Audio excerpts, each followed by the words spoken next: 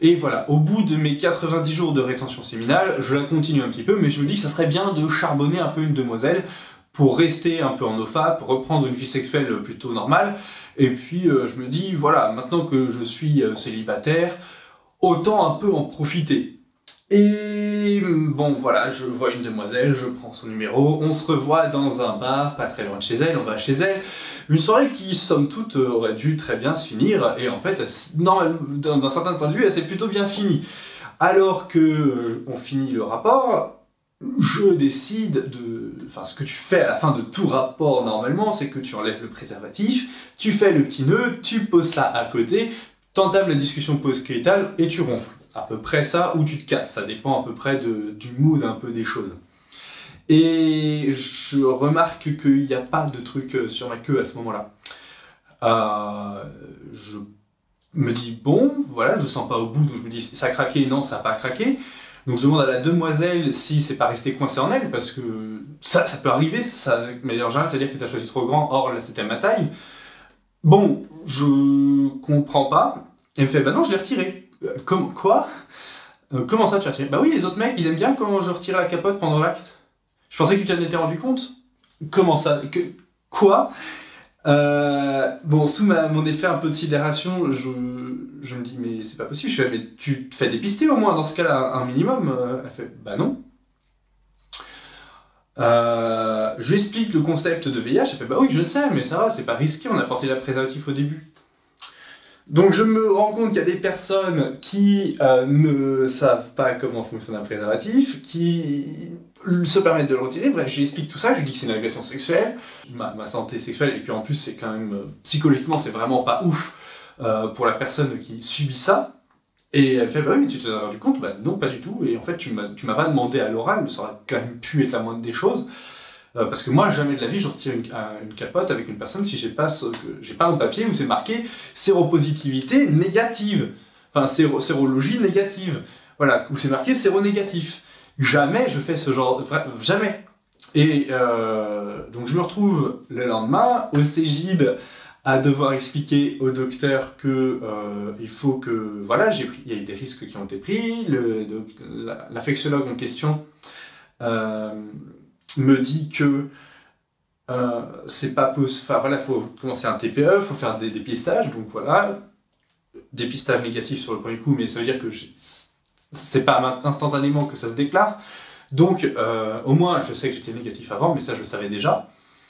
Et bref, on commence le TPE, donc 28 jours de prise du TPE.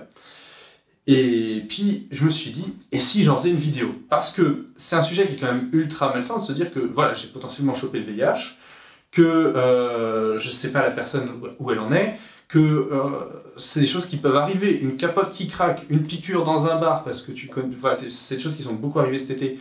Bref, une exposition au sang parce que tu te bats avec un SDF. C'est des choses qui arrivent un peu à tout le monde, et il faut savoir quoi faire. Alors je me suis dit qu'il fallait que je fasse de la prévention. Après tout, je pense que je suis l'un des seuls à pouvoir en parler sur les réseaux sociaux, parce que voilà, vu que je parle d'addiction sexuelle, bah, les addicts sexuels, quand ils font du chemsex, quand ils couchent avec des escortes, bah, prennent énormément de risques, parce que j'aide aussi les addicts aux escortes. Et pareil, les pornodépendants, bah, comme ils ont habitué au code de la pornographie, il n'y a pas de capote dans les pornos.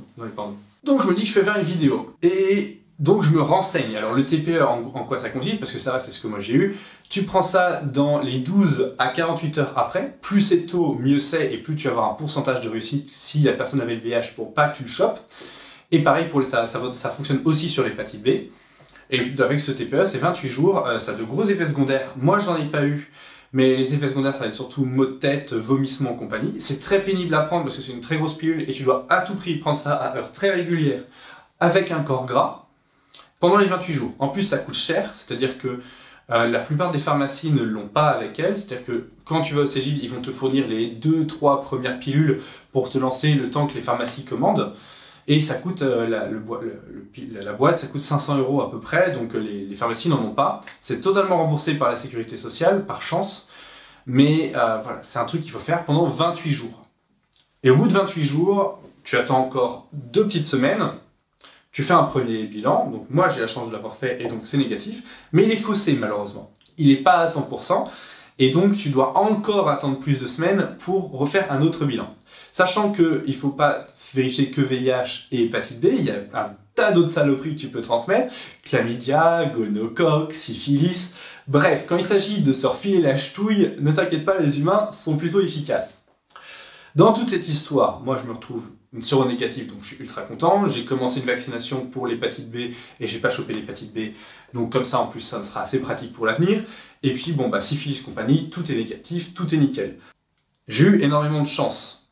Mais ça ne peut arriver à tellement de personnes.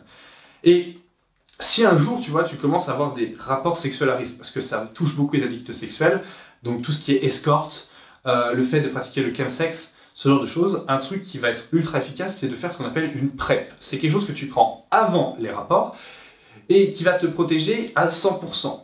Même, et en gros, le préservatif peut craquer, tu peux coucher avec une personne qui a le VIH, qui a la charge virale au maximum, qui le transmettrait à tout le monde direct.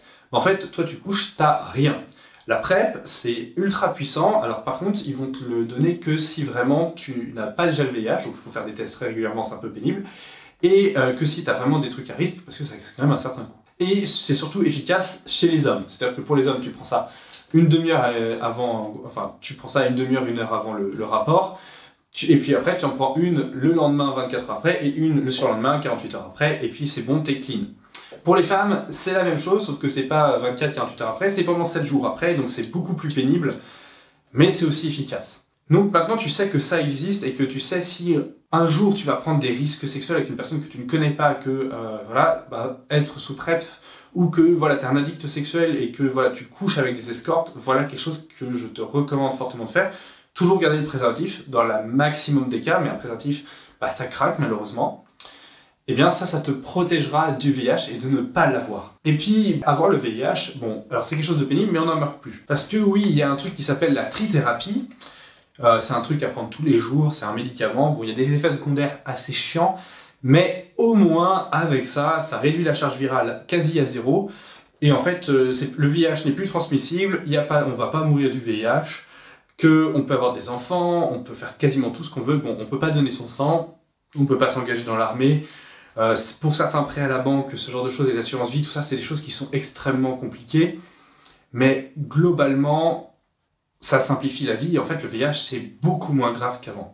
Et que si une personne est séropositive, mais à ce traitement, et bien toi, tu peux la côtoyer sans aucun risque, tu peux coucher avec elle, vraiment, il n'y a pas de danger. Alors si vraiment tu n'es pas rassuré, tu peux faire la PrEP ou tu peux garder le préservatif. Mais globalement, au moins, ça, c'est le genre de choses qui existent. Voilà, j'ai fait cette vidéo pour t'informer des dangers par rapport à ça. Je compte sur toi pour que tu partages cette vidéo, que tu me laisses un petit commentaire parce que voilà, des trucs pénibles sexuels, ça arrive à tout le monde. Donc raconte-moi une de tes expériences sexuelles galères qui t'est arrivée dans les commentaires, je dirai ça avec plaisir. Abonne-toi et puis on se retrouve dans une prochaine vidéo. Allez, ciao!